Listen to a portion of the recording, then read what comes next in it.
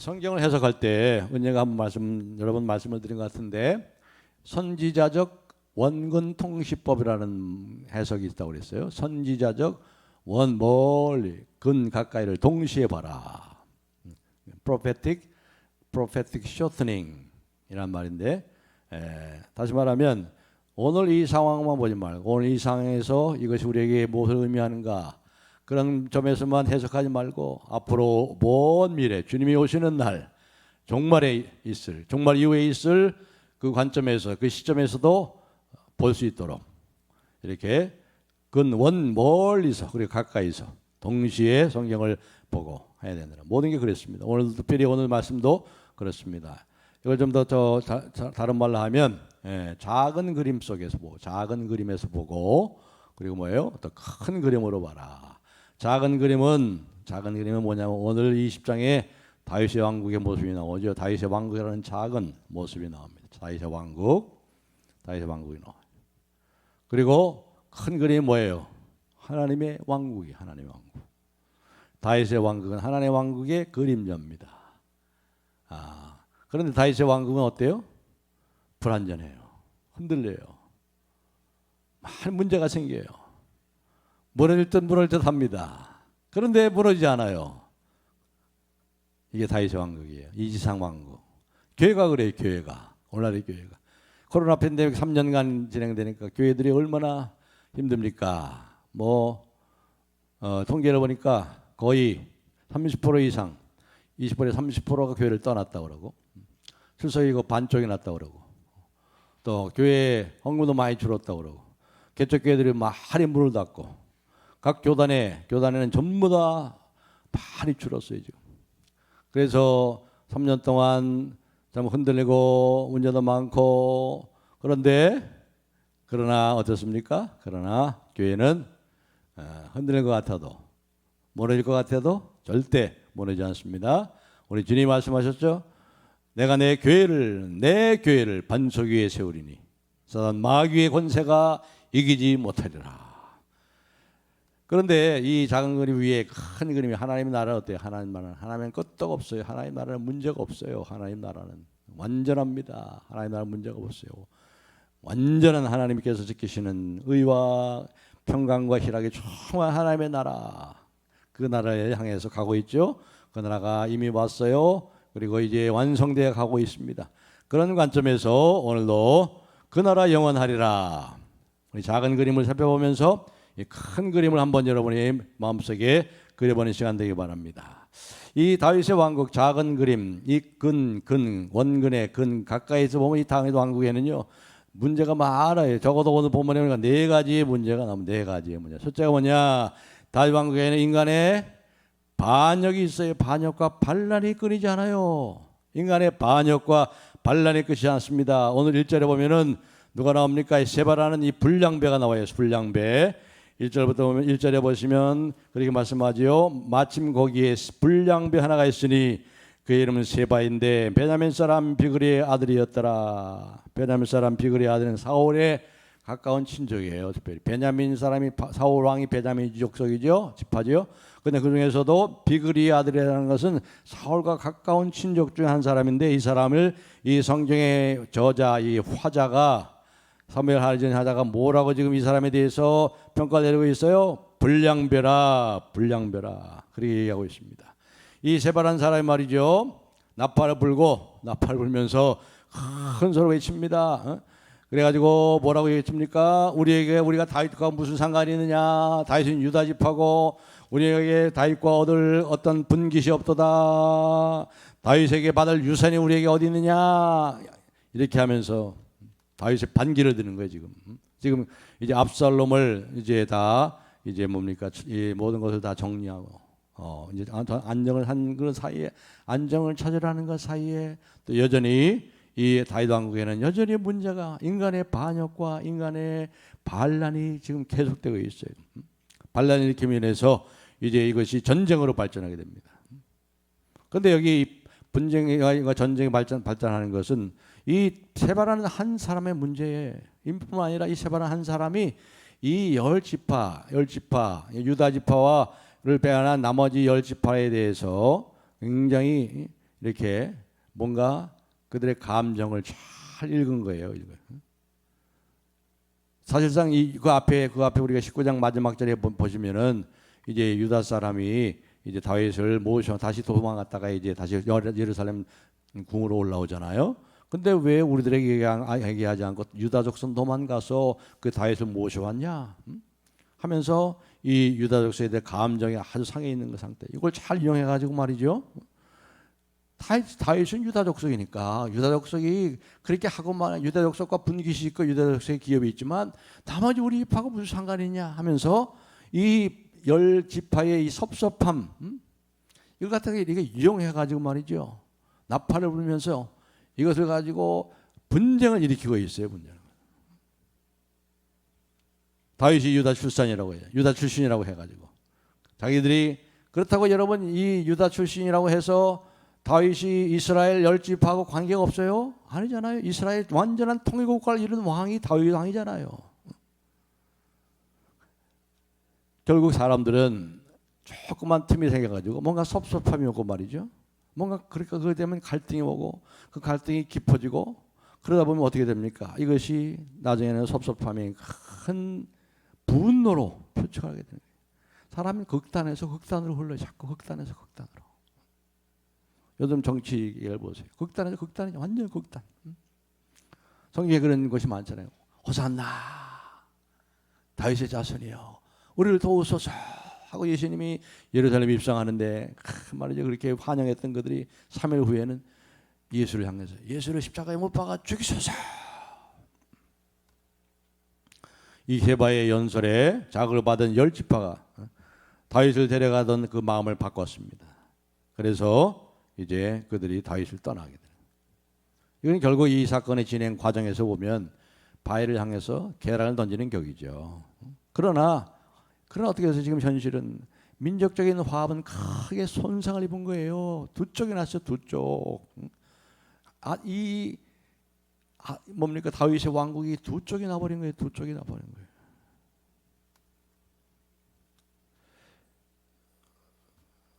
이것을 우리 오늘의 현실에 한번 우리가 적용해 보세요.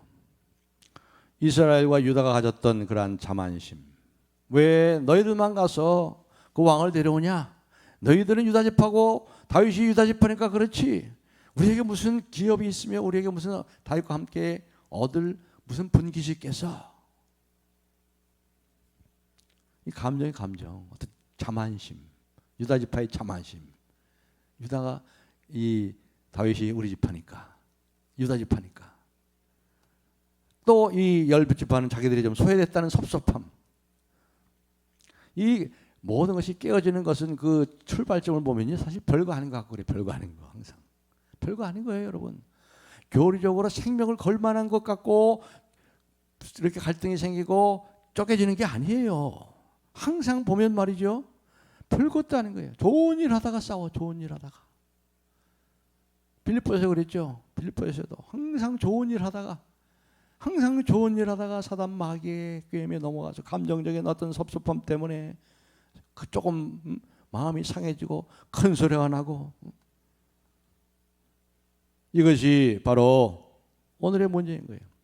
어떤 진리, 어떤 교리상의 차이 이거 갖고 되는 게 아니에요. 이거 갖고 교회가 무너지고 공동체가 깨지는 게 아니에요. 이번 장로교단 우리 한국교회 장로교가 이제 들어온 것이 굉장히 큰 축복이에요. 한국교회의 부흥을 일으켰던 그러한 앞장섰던 그러한 교단이 바로 우리 장로교죠. 우리 교회가 속한 장로교단이에요. 그것도 장로교 합동. 그런데 여러분 그런 좋은 점도 있지만 장로교가 교단이 몇 개인 줄 아세요? 우리나라에? 100개가 넘어요. 100개. 100개가 넘어요. 무슨 이런 알 수도 없는 장로교단이 얼마나 많아요. 다 장로교예요. 다 장로교. 그게 무슨 교리상의 어떤 진리의 문제 가지고 한번 그거 인정하겠어요. 근데 그게 아니에요. 그게 어떤 이 헤게모니 잡으려고 말이죠. 어떤 리더십을 잡으려고 어떤 교만과 자만심 또 자기들이 거기서 빠뜨렸다는 것. 그러니까 우리도 하나 세우자. 그래가지고 처음에는 이런 섭섭함과 그것이 오해가 되죠. 그리고 이것이 뭐 때문에 갈등으로 나타나고 더 깊어지면 이제 갈등의 골이 깊어지죠. 그리고 나중에는 그 어떻게 돼요? 적으로 변해요. 적으로 변해요. 원수처럼 되는 거 원수처럼. 경쟁자가 되고 말이죠. 단순한 오해가 불신을 일으키고 이런 악한 동기로 인해서 비난하고 큰 싸움이 되는 거예요. 우리는 여기서 우리가 그래서 항상 우리가 선질로 생각하는 자는 넘어질까 조심하라. 그리고 우리가 참으로 어떻게 구원받은 걸 좀 기억을 하세요. 늘 우리가 어떻게 구원받았는지. 하나님의 값없인 그 은혜로움이 나요. 우리가 구원받았다는 것이 무슨 뜻인지를 잘 우리가 알아야. 이걸 잊어버리기 때문에 그래요. 이 은혜를 잊어버리기 때문에 그래. 은혜를 잊어버리면 그때부터 무너지는 거예요. 추락하는 거예요. 은혜. 나의 나다는 하나님의 은혜입니다. 은혜로 사는 거예요. 은혜로 사는 거예요. 진심으로 내가 하나님께 용서받았구나. 그런 마음이 있으면 내가 용서받은 죄인이라는 사실을 잊지 않으면 누구를 향해서 우리가 정죄하고 비난하고 그렇게 할 수 있겠어요? 언제나 사랑과 용서를 베풀고 겸손한 마음으로 다른 사람보다 나를 낮게 여기려는 그런 마음을 가지고 상대를 대하지 않겠어요? 우리 주님께서는 긍휼이 많으시다 그래요. 긍휼. 내가 너희를 불쌍히 여긴 것처럼 너희도 서로 불쌍히 여기며 내가 너희를 사랑한 것처럼 너희도 서로 사랑하라. 내가 너희를 불쌍히 여긴 것처럼. 불쌍히 여긴다는 말이 긍휼이잖아요. 긍휼이라는 말은 이걸 다른 말로 우리가 해석한다면요, 눈에 눈물이 글썽하다는 거예요. 우리 주님이 보시고 눈물이 글썽한 거예요. 불쌍한 거예요. 죄 가운데 헤매고 고통하는 인생을 보고 그 과부 아들의 죽음을 앞에 두고 통곡하는 그 과부를 보고 예수님이 눈물이 글썽인 거예요. 하염없이 눈물이 흐르는. 이 불쌍히 이런 마음 있는 사람이 어떻게 다른 사람을 비난하고 오해를 하면서 그렇게 싸움에 앞장서겠어요? 이런 자세를 가져야지. 이런 자세. 우리가 용서받은 죄인이요, 하나님 우리를 어떤 눈으로 봐요? 긍휼히 여기신다고. 불쌍히 여겨주신다. 그 마음이 우리에게 있어요. 따지고 보면 다 불쌍한 인생, 다 불쌍한 인생, 죄로 인해서 불쌍한 인생. 하나님이 세상을 이처럼 사랑하사 이처럼 불쌍히 여기시고 그 마음을 우리가 있잖아요. 그리고 특별히 여기서 또 한 가지 생각하신 말이죠. 이 다윗 왕국의 인간의 반역과 반란 속에 이 세 발을 지명해 가지고 이 세 발을 뭐라고 이 저자가 평가를 내렸어요? 불량배래. 불량배라는 것을 문자적으로 번역을 하면 뭐냐면요, 벨리알의 사람이라는 거예요. 벨리알. A man of 벨리알. 벨리알을 들어보신 적 있죠? 고린도후서 6장의 15절에 보면은 그리스도와 벨리알이 어찌 조화하며 조화를 이루며 믿는 자와 믿지 않는 자가 어찌 상관하겠으며 서로 상관하겠으며. 그리스도와 벨리알이라는 게 뭐예요? 이 벨리알은 유대의 전승에 보면 말이죠, 7가지의 그 악의 어머니가 벨리알이에요. 7가지가 뭐예요? 7가지 완전 악의 완전수예요. 7가지 악. 7가지 악이 뭐냐면 질투, 파괴, 환난, 속박, 결핍, 혼란, 황폐. 이게 7가지. 7가지 모든 악, 이것의 근원이 바로 벨리알이라 이 말이에요. 벨리알. 이게 바로 불량배란 말이에요. 불량배란 말. 그러니까 이 세바라는 사람이 이렇게 벨리알의 사람이라는 거죠. 어떤 점에서 그런 거예요. 지금 그는 뭘 대적하고 있어요? 다윗 왕국을 대적하고, 다윗 왕국을, 하나님이 세우신 왕을 대적하고 있잖아요. 우리가 다 알다시피 사무엘을 통해서 사무엘하 분명히 16장 1절 이하에 보면 사무엘 선지자를 보내가지고 이세 집에 가서 그 아비나답 장자부터 쭉 해가지고 결국 막내 7번째 아들인 이외에는 아들이 없어. 이세에게 물어봤을 때 하나 있긴 있는데 걔는 그냥 뭐 어리고 아직도 어리고 그냥 지금 밖에서 지금 양치고 있습니다. 그러니까 별로 아들로 취급도 안 하는 거예요. 아버지가. 데려오시오. 하나님께서 사무엘에게 말씀, 그에게 그 다윗에게 기름을 부어라. 그렇잖아요. 다윗이 기름을 부어서 세우신 왕을 대적하는 것은, 하나님께서 세우신 왕을 대적하는 것은 곧 그 왕을 세우신 하나님을 대적하는 거예요. 지금 누가 이 세바는 그래서 벨리알이에요. 벨리알. 하나님을 결국 하나님을 대적하는 거예요.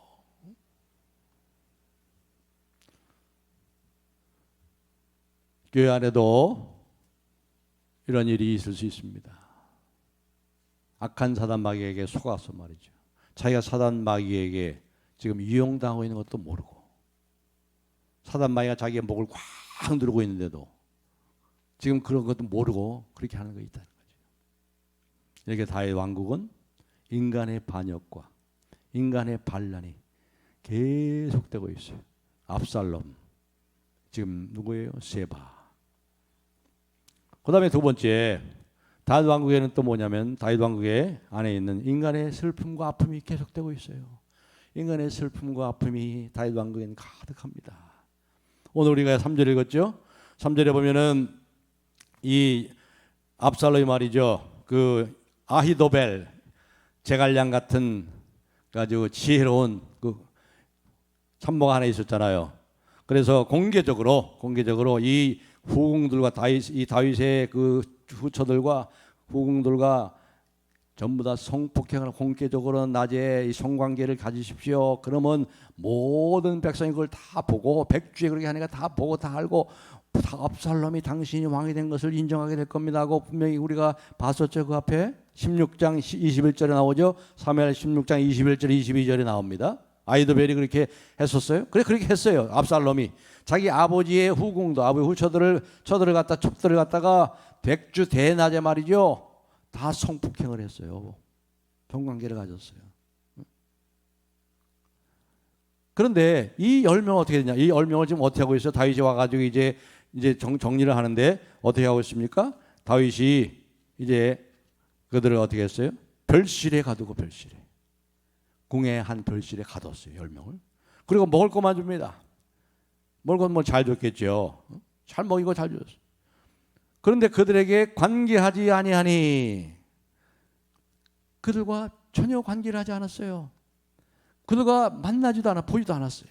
별실에 가둬놓고 그 안에서는 뭐 자유롭게 있었겠지만, 별실하고 뭐 이런 뭐 방이 아니겠죠. 방은 아니고 뭐 거기도 좀 정원도 있을 것이고, 뭐 사람 살만한 주머니, 적어도 왕후 아니 왕의 첩이 아닌 첩, 왕의 첩이니까. 그러니까 인간이 살만한 그런 환경을 주고 먹을 것을 다 주고 했지만은, 그러나 전혀 만나이던 그 사람들이 그 절실 밖으로 나올 수도 없어요. 평생 죽을 때까지 생과부로 지내니라. 여러분, 사실상 이 10명의 후궁들은 무슨 죄가 있어요? 이게 아무 죄도 없어요. 무슨 죄가 있어? 사실 누구 죄 때문에 그런 거예요? 누구 죄 때문에? 다윗의 죄 때문이지, 다윗의 죄 때문이지요. 한번 보세요. 12장 11절 보세요. 사무엘하 12장 11절 제가 찾아서 읽겠습니다. 한번 들어보세요. 사무엘하 12장 11절. 여호와께서 또 이와 같이 이르시기를, 보라, 내가 너와 네 집에 재앙을 일으키고 내가 내 눈 앞에서 네 아내를 빼앗아 내 이웃들에게 주리니 그 사람들이 네 아내들과 더불어 백주에 동침하리라. 밧세바와 그런 일이 있었고, 밧세바의 그 남편을 죽인 그를 은폐하려고 했던 이 다윗 왕의 죄에 대해서 하나님께서 내린 그 형벌이죠. 네 아내를 빼앗아 그 이웃들에 주고 대낮 백주에 그 사람들이 내 아내들과 더불어 백주에 동침하리라. 그 말씀대로 제자마다 그대로 이루어지잖아요. 누구 죄 때문에 누구 잘못이에요? 다윗이 잘못인데 왜 이 여자들을, 이 아무 죄도 없는 이 후궁들을 그 별실에 가두고 이렇게 하겠어요? 그러니까 이 여자들은 얼마나 한 맺힌 여자겠습니까? 이 여자들이. 모르겠어요. 가족은 만났는지 모르겠지만, 그러나 첩으로서 후궁으로 대접도 받지 못하고 평생 생갑으로 지내며,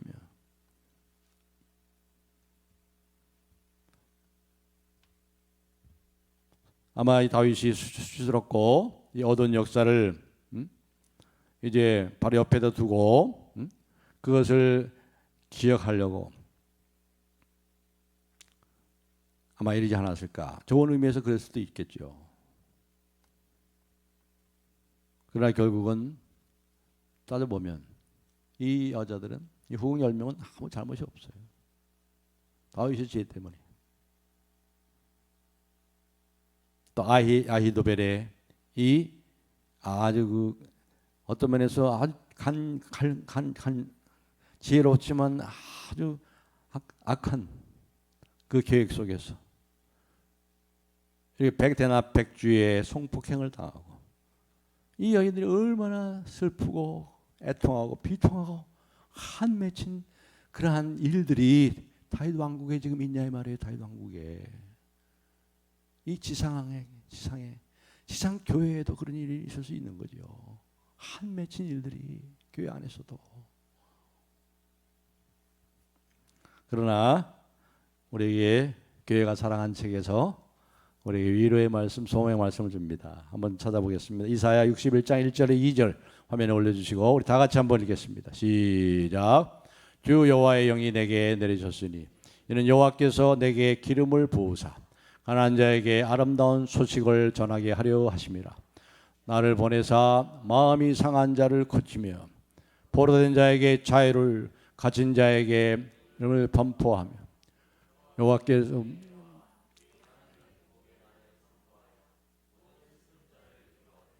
아멘. 모든 슬픈 자를 위로할 것이라.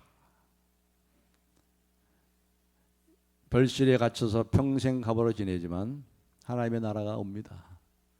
하나님의 나라가 오면 그 나라는 영원한 나라에서 아마 그 하나님의 나라가 시작되고 주님의 얼굴을 보는 그 순간 그 모든 맺혔던 생각으로 지냈던 그 한이 한순간에 다 녹아 없어질 거예요. 눈 녹듯이 없어질 거예요.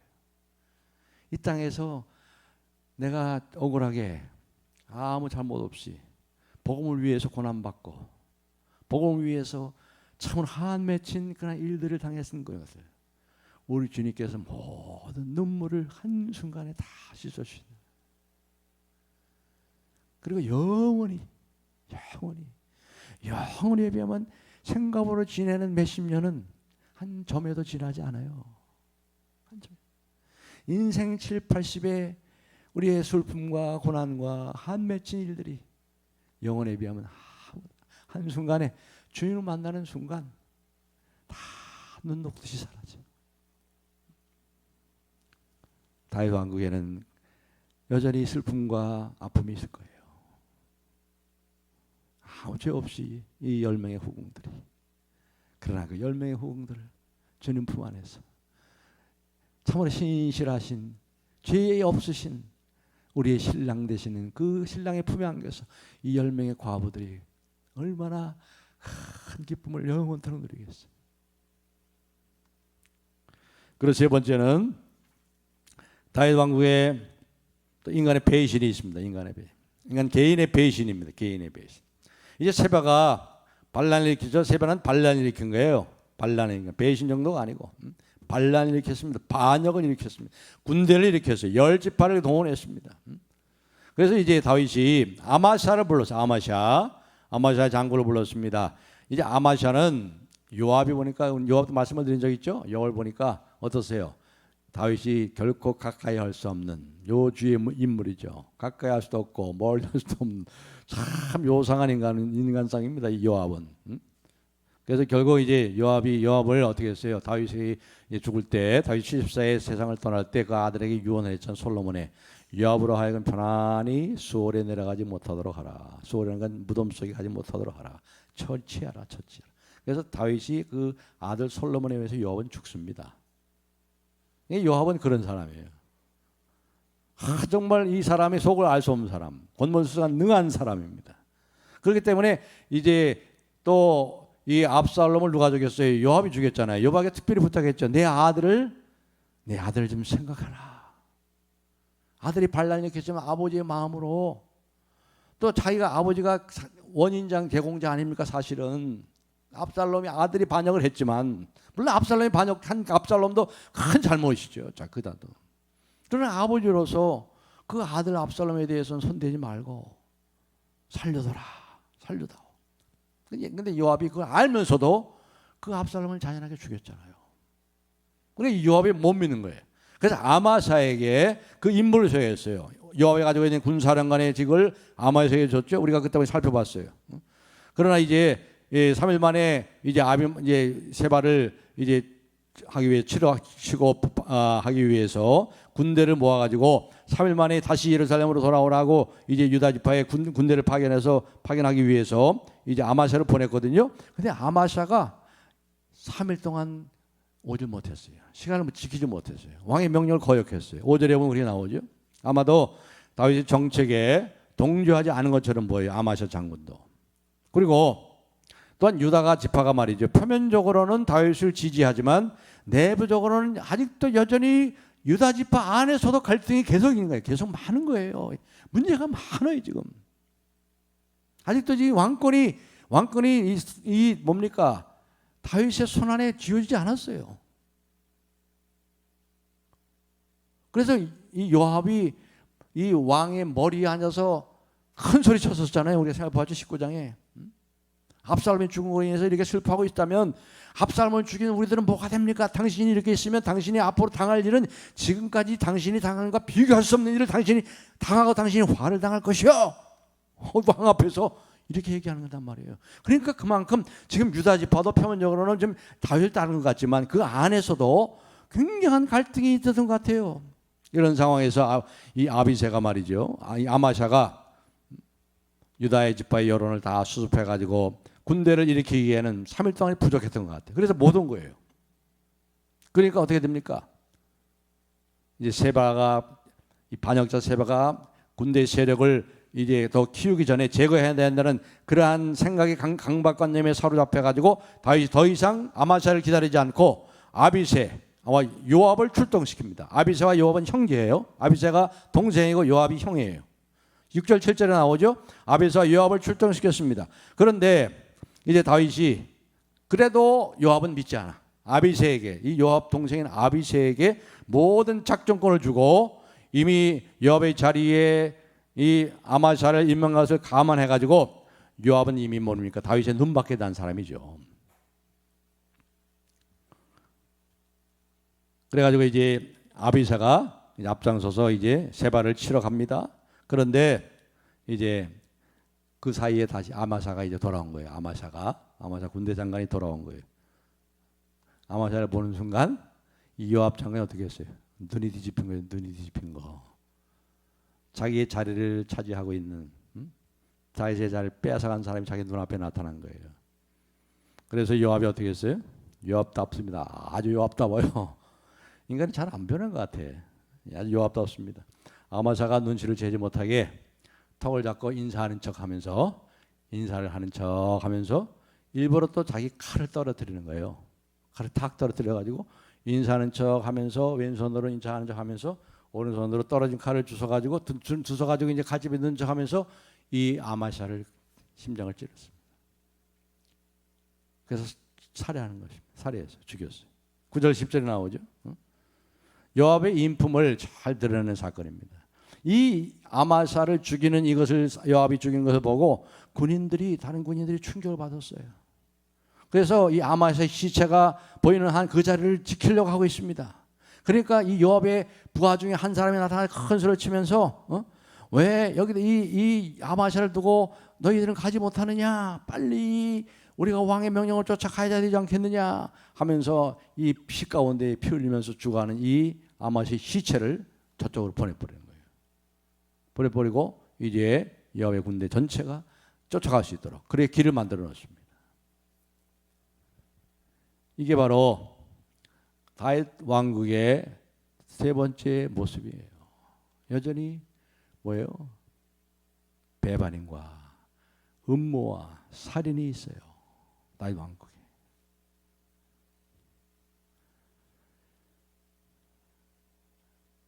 그리고 마지막으로 네 번째로 다윗 왕국에 인간의 지혜도 많습니다. 인간의 지혜가 보입니다. 인간의 지혜가 있어요. 근데 인간의 지혜가 참 한계가 있는 걸 볼 수 있습니다. 자, 요압이 이제 군대를 이끌고 세바가 숨어 있는 거기에 이제 아벨성이라고 있어요. 아벨성. 가인과 아벨입니다. 가인과 아벨성입니다. 그걸 포위했습니다. 그러니까 지금 이제 있는 예루살렘으로부터 한 140km 정도 있는 데까지 이제 쫓아간 거예요. 세바 북쪽으로. 그런데 이제 아벨성이 아주 든든해 문을 다 잠궈 있는데 거기로 누가 도망가냐면 세바가 군대에 끌고 도망간 거예요. 거기에 도망갔어요. 그러니까 세바가 이 아벨성이 있다는 그런 정보를 알고 이제 포위를 했습니다. 포위를 했어요. 그래가지고 이제 그 성이 워낙 단단하니까 이제 거기다 어떻게 하냐면 토성을 쌓아가지고 토성이 어떻게 쌓는 거 아시죠?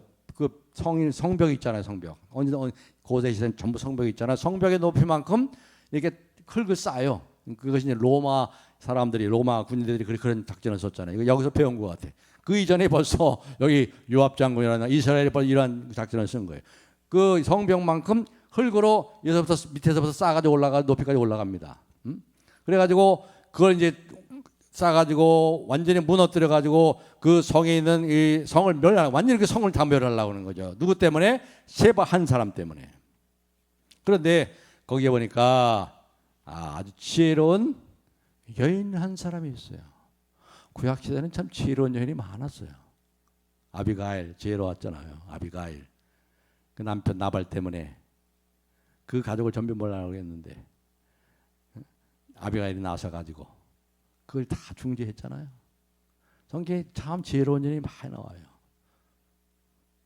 참 지혜로운 여인이 지혜로운 여인이 나타나가지고 여기 보세요. 17절 보시면 이렇게 말씀하면 17절에 요압이 그 여인에게 가까이 가려 하니 여인이 이르되 16절 보겠습니다. 16절 다 같이 한번 읽겠습니다. 16절 시작. 그 성읍에서 지혜로운 여인 한 사람이 외쳐 이르되 들을지어다 청하건대 너희는 요압에게 이르기를 이리로 가까이 오라 내가 네게 말하려노라 한다 하라.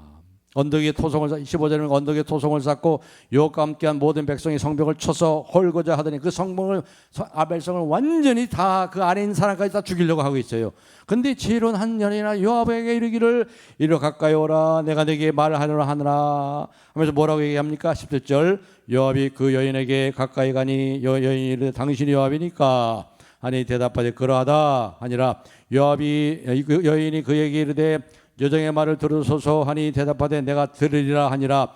여인이 말하여 이르되 옛사람들이 흔히 말하기를 아벨에게 가서 물을 것이라 하고 그 일을 끝내었나이다. 나는 이스라엘이 화평하고 충성된 자 중에 하나이거늘 당신이 이스라엘 가운데 어머니 같은 성을 멸하고자 하시는도다.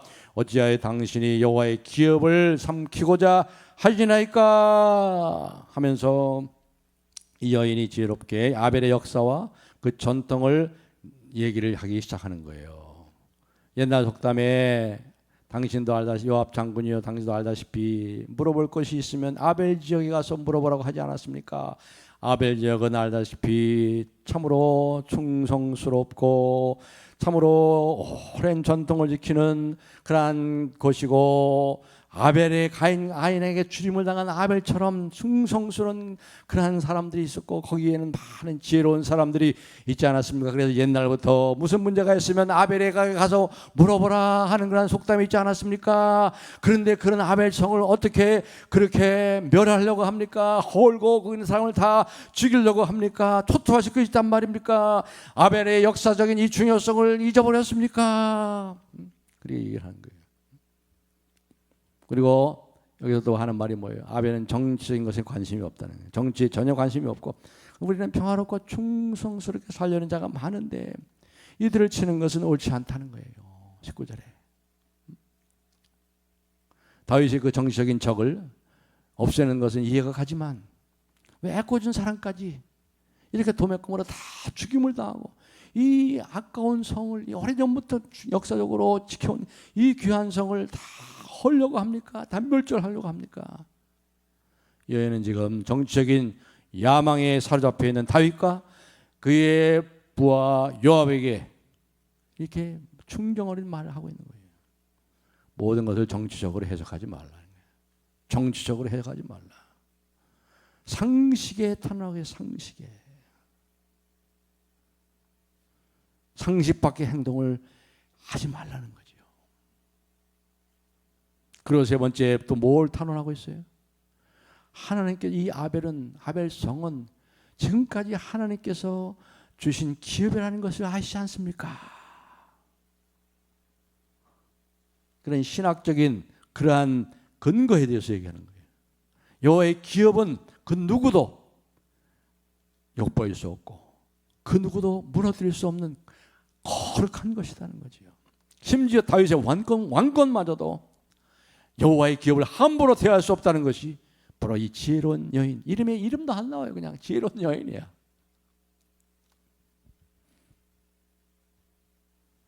그러니까 지금 이 야망, 지정적인 야망에 사로잡혀서 아마 이번 그런 걸 통해서 자기의 그 군사랑이라는 걸 다시 찾고자 하려고 하는 그러한 이 요압의 그 야망, 야심을, 그래서 눈이 어두워지고 말이죠. 지금 이성이 마비된 이 요압에게 이제 이성을 회복하고 협상하려고 하는 그러한 말을 하고 있는 거예요. 설득하고 있는 거죠. 그러면서 특별히 이제 율법을 이렇게 들먹거리면서 얘기하잖아요. 신명기 20장 10절 11절에 보면 이렇게 말씀이 나옵니다. 분명히 너희가 어떤 성읍에 가까이 가서 공격할 때에 먼저 그 성읍에 평화를 청하여라. 만일 그 성읍 백성이 평화의 제의를 받아들이고 너희에게 성문을 열거든 그 성 안에 있는 백성을 너희 노비로 삼고 너희를 섬기게 하라. 이렇게 얘기해서 분명히 율법에 나오잖아요. 근데 이것도 다 잊어버려. 지금 그냥 야망과 그 야심에 사로잡혀가지고 눈이 멀었어요. 율법도 다 잊어버렸어요. 모세 율법도 다 잊어버리고 성 안에 있는 백성에게 먼저 화평을 요하라, 청하라. 그 제의를 받아들이면 항복하는 거지, 항복. 그런 성문을 열어주면 너희들이 그 성 안에 있는 사람들을 노비로 삼고 너희를 섬기게 하리라. 죽이고 뭐라 하지 말라고 그랬어요. 이것이 이 율법이 이방 사람들에게도 적용되는데 지금 같은 민족 아니에요. 지금 이스라엘 12지파. 이건 더욱더 말할 수 없는 거죠. 평소에 사람 죽이기를 좋아하고 복수하기를 좋아했던 요압이 드디어 임자를 만났습니다. 그것도 여자. 이름도 없는 한 지혜로운 여인. 여자의 이 말을 듣자 이제 요압이 말이죠. 쩔쩔매는 거예요. 쩔쩔매. 조금 정신이 돌아왔어. 여호와의 기업이라는 말도 들어오고 말이죠. 쩔쩔매고 있습니다. 그래서 뭐라고 얘기해? 20절에 보세요. 얼마나 쩔쩔매고 얘기하냐면 요압이 대답하여 이르되 결단코 그렇지 아니하다. 삼키거나 멸하거나 하려 함이 아니니 두 번씩이나 그렇게 결단코 그거 아닙니다. 삼키거나 멸하려고 하는 거 아닙니다. 그냥 쩔쩔매가지고 무슨 말을 하는지도 모르고 말이죠. 이렇게 얘기하는 걸 보세요. 그래가지고 어떻게 하면 좋겠느냐. 세바의 머리만 성 밖으로 던지시오. 목을 베서 그 세바 한 사람만 목을 베서 성 밖으로 던지시오. 그래가지고 결국 이 여인이 지혜로움. 그 성 안에 있는 모든 사람들에게 22절에 얘기하니까 성 안에 있는 사람들이 이 한 여인에게 설득을 당해서 지혜의 설득을 당해서 아마 그 안에 수천 명이 있었을 거예요. 수천 명의 목숨이 다하고 아까운 성도 멸하지 않고 세바의 머리만 가지고 돌아가게 됩니다. 자, 이제 말씀을 맺겠습니다. 시간이 다 됐습니다. 자, 우리 한번 성경만 한번 찾아볼까요? 화면에 전도서 9장 13절부터 16절을 올려주시기 바랍니다. 다 같이 한번 읽겠습니다. 시작. 내가 또 해 아래에서 지혜를 보고 내가 크게 여긴 것이 이러하니 못 작고 인구가 많지 않은 어떤 성읍에 큰 왕이 와서 그것을 에워싸고 큰 흉벽을 쌓고 치고자 할 때에 그 성읍 가운데 가난한 지혜자가 있어서 그의 지혜로 그 성읍을 건진 그것이라. 그러나 그 가난한 자를 기억하는 사람이 없었도다. 그러므로 내가 이르기를 지혜가 힘보다 나으나 가난한 자의 지혜가 멸시를 받고 그의 말들을 사람에까지 아니한다 하였노라. 아멘. 아마 솔로몬이 이 전도서잖아요. 솔로몬이 이 사건을 기억하고 저 기록한 것 같아요. 한 지혜로운 사람이 그 성을 구원했는데 그래 한 가지 깨달은 것은 뭐냐? 그 다음이 재밌어요. 이 지혜가 어떻게 되는 거예요? 이 지혜를 지혜로 여기지 않고 지혜를 또 무시하고 숫자와 힘의 논리로 이 지혜의 이 분별력을 무시하는 이 헛된 것을 내가 보았노라. 참 지혜롭잖아요. 그런데 그 전도서에서 이 전도자인 솔로몬이 얘기하는 게 뭐지요? 지혜가 무시를 당해요. 그 지혜로 지금 이 아벨성이 전부 구원받았잖아. 그런데 그 지혜가 지금 어떻게 돼요? 무시를 당해. 숫자와 힘의 논리에 의해서 영적인 분별을 가진 사람들이 무시를 당하고 어리석게 여겨지고 지혜가 무시를 당하는 이러한 어리석은 일을 내가 헤아려서 보았노라. 자, 이 20장에서 이제 보세요. 제일 결론을 보세요. 제일 결론이 어디 나고 제일 끝에 나옵니다. 자, 제일 끝에 한번 보겠습니다. 23절부터 26절이 끝입니다. 자, 20장 23절로 26절 다 같이 읽겠습니다. 시작. 요압은 이스라엘 온 군대의 지휘관이 되고 요아의 아들 분하야는 그렛 사람과 블렛 사람의 지휘관이 되고 아도람은 감역관이 되고 아일롯의 아들 요사밧은 사관이 되고 소아는 서기관이 되고 사독과 아비아달은 제사장이 되고 야일 사람 일하는 다윗의 대신이 되니라 하고 20장이 끝나면 이 사건이 종결이 됩니다. 뭘 얘기합니까, 여러분? 다윗 왕국에는 이렇게 네 가지의 문제들이 가득합니다. 인간의 반역과 반란, 세바의 반역과 반란, 인간의 아무 죄 없는 인간의 10명의 후궁들의 슬픔과 비통과 한맺힘의 그 부르짖는 소리들, 인간의 배반, 그 요압 장군이 아비새를 죽이고 아마샤를 죽이고, 그리고 인간의 지혜로 분명히 이렇게 구원을 받고 말이죠. 하지만 인간의 지혜도 결국 무시되고 어리석게 되고 영적인 분별을 가진 사람이 무시를 당하고 쫓겨나고 하는 이러한 판국에서도 어떻든가 20장 제일 마지막 23절 26절은 뭐예요? 뭘 보여주고 있어요? 뭘 얘기하고 있어요? 이 저자가 다윗의 왕국은 점점 자리를 잡아 안정되어 가고 있다 이 말이죠. 누가 되고 뭐가 되고 지금 탁탁탁탁 조직이 왕성되고 말이죠. 당국 왕국은 안팎으로 공격을 당하고 있지만 결코 무너지지 않고 깨어지기 쉽고 가는 것 같고 항상 흔들려갖고 이렇게 문제들이 많지만 결국 하나님께서 모든 것을 다 다스려서 적재적소의 사람들을 배치하고 해서 다시 이 다윗 왕국이 든든히 세워자고 안정스럽게 보여지는 것을 여기서 보여주고 있다 이 말이죠. 할렐루야. 하나님의 왕국은 세워져 나가는 거예요. 교회가 세상의 조롱을 받고 여러 가지 교회 안팎의 문제들로 인해서 흔들려갖고 무너진 것 같아도 사단 마귀의 권세가 이기지 못하리라. 주님이 지키신다는 거죠. 걱정 마세요. 주님의 교회예요. 주님의 교회. 그래서 마지막으로 이제 마틴 루터 종교개혁주의를 얼마 남지 않았습니다만은 마틴 루터가 내주는 강한 성이요. 그 작곡 작사했잖아요. 음악도 잘해. 마틴 루터는 음악도 잘해. 그 작곡의 3절에 보면 뭐라고 그랬어요? 친척과 재물과 명예와 생명을 다 빼앗긴데도 진리는 살아서 그 나라 영원하리라. 그 나라 영원하리라. 그렇습니다. 하나님의 나라, 하나님의 교회 문제가 많아요. 4가지 이상의 문제들로 가득. 그러나 그 나라 여기 보면은 누가 되고 뭐가 되고 다 이제 자리 잡고 말이죠. 교회가 안정스럽게 되고 코로나 팬데믹 속에서 흔들리고 막 해도 교회가 점점 하나님의 안정스럽게 하고 하나님이 지켜주시고, 그리고 그 하나님의 나라는, 교회는 눈에 보이는 불완전한 이 나라지만 하나님의 완전한 나라가 이 땅에 곧 온다. 이런 소망을 가지시고 결국 낙심하지 마시고 묵묵히 이 믿음의 길을 충성스럽게 달려가는 우리 모두가 되기를 예수님의 이름으로 축복합니다.